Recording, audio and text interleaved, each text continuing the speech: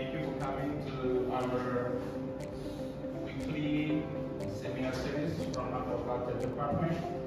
Today I am presenting the result from our study conducted in 2019. The research team was Professor Ratu Uju, Associate Professor Senadi, Dr. Oliveto, Ringi, Malekwan, and also we have two junior scientists, Bertie and Marcel, and two collaborators, Dr. Alexander from Griffith, and also Professor Scott Welburn from UQ.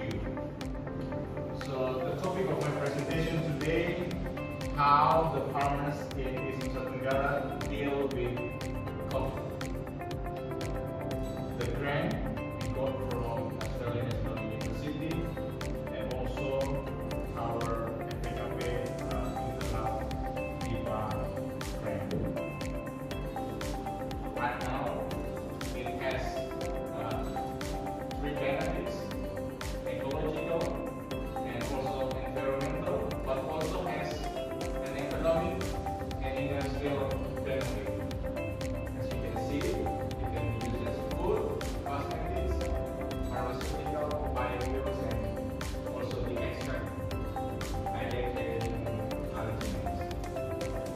So, quite important. And this is the price of carrageenan. You can see the price is for 20 rand. The price is $25 or 150,000 rupiah. If 150,000 rupiah, that's the refined carrageenan. So if we produce 100 gram, it means 1 million per 100 gram. If 1 kilogram means producer of this one, semi-refined, and also they produce refined. The factory in Sumba, they just produce NPC. Al-Kali, so they basically they just cut those seaweed and clean it with usually NaOH or KOH to clean it out. So in Sumba, they only produce this NPC. This is the different type. Carrageenan, that's what they use. And this one is carrageenan produced by Spinoso. This one is produced by Sulfarese and Sri Lanka. So in Indonesia, as you can see, the red color is the production, and the yellow one is what we plan. So it's quite interesting. Even we can say from the data, almost 90% of the seed production is in eastern part of Indonesia. Also, interestingly, back in 2021 and 22, from August to July, the price is drastically increased in many parts of Indonesia. Kupang is the yellow, so the price is the highest was in Makassar, almost 50,000 dry kilogram from here, as you can see, from 10,000. So all regulation, so the price of can caused by COVID, because when COVID-19 happened, everything is stopped, and we want to know how resilient they are, how strong the farmers when they got this economic shock by COVID-19. So this is our three locations. We did research in Rote, Island, Semau, and also in west part of mainland Kupang. As you can see, from who are young, mostly in their 30s and 50s. And also the male and 50% female. In those three areas, they stop producing.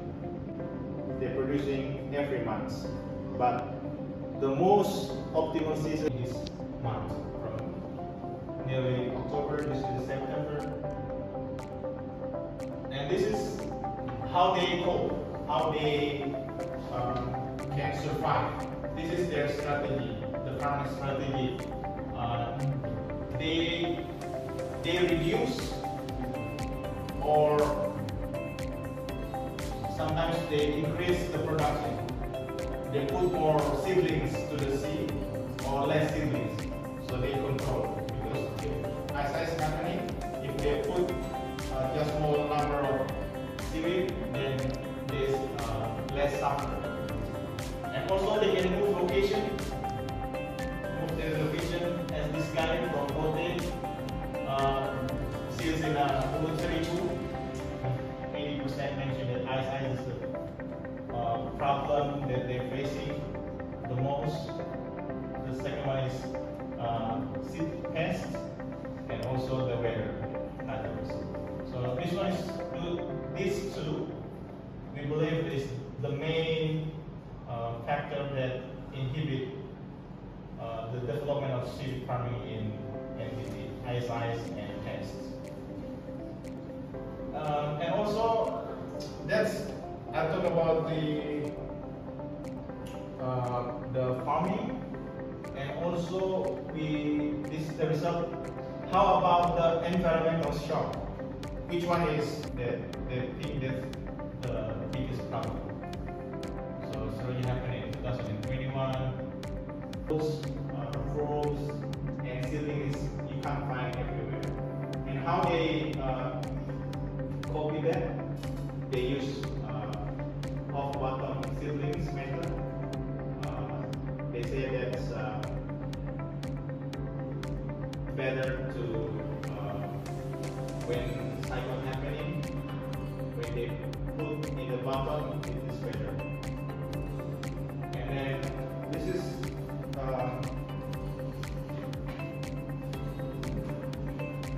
the color. This is the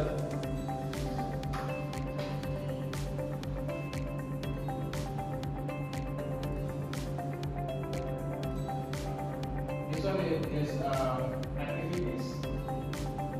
Seeds means how they find seedlings for their crops, to start their crops, cultivation, and also farming. This one guy mentioned that there is no coffee in the seed, because they still can produce, but as you can see here, they cannot sell. They can still cultivate green beans, they are okay. This one, they can still provide seedlings, they can still find young plants to be planted, but not selling. Everything is stopped. And when we compare the economic loss, the conclusion is, we thought that coffee is going to be their main problem when we came, but they said no, coffee is not the main problem. The main problem is Montana and soju. And also, we found that the problem of climate change is happening, affecting more farmers in terms of their sustainability. Thank you so much. If you have questions, we can discuss. Thank you for your time. Based on your data, the majority of farmers are productive age.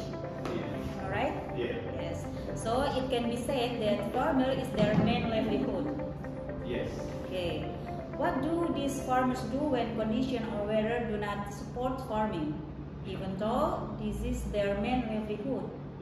Okay, you explained that the switch to fishing. The question is whether their needs can be met, and is there no seaweed production at all? That's right. Yeah, really great question,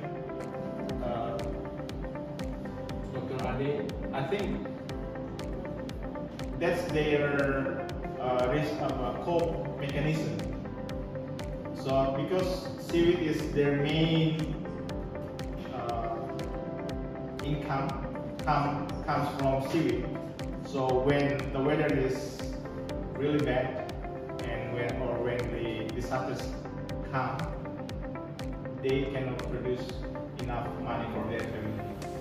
So that guy, so they can only live from small amount of money, at least until their condition is better, the sea is better, and then they can go. So this guy is from Sulam, who mentioned that he changed to fishing because they cannot, at least he can provide food for his family during this difficult situation. So yes, they don't have more money. So yeah, that maybe this one, Bu Ade, if we have does the impact of the Montara oil spill still have the impact on seaweed production today? And the impact was till 2011, 3 years after that. In 2012, they were able to produce with small amount. But from your question, we really don't know. We don't have the data to mention about the ecosystem as a whole. We didn't get the data from the ecosystem. But this is only the perception of the farmers. Really interesting if we can dig more. But if you can see the headline here, there already compensation for the farmers already been delivered from 2023. So that's good. One farmer in Semau, he got almost 300 million rupiah from compensation. 300 juta from Montara oil compensation. And he bought a car, but he cannot drive. So the car just parking in his house without anyone in the house can drive. So quite funny. Thank you. How conditions are now in the waters in Semau? Yeah. What is strategy? Montara, they only mention about COVID and Suruja. But when if you see here, the farmers, they have severe and widespread damage. Means they lost almost of their ropes. Halos is gone. So when 2009, 2010, they cannot survive. Even until 3 years after that, until 2011, they were able to produce seaweed after 2011. I mean, starting 2012. 3 years after Montara, the production is really low. But maybe we can find the data from government. We can see if the production is really low, then we can compare if their perception is according to the data. But yeah, that's And we did this only we found the story in Semau and also in Taplolong, but not in Sulangu. People in Sulangu, they were not talking too much about Montana, only in Taplolong and also Semau. Talk a lot about Montana. Thank you.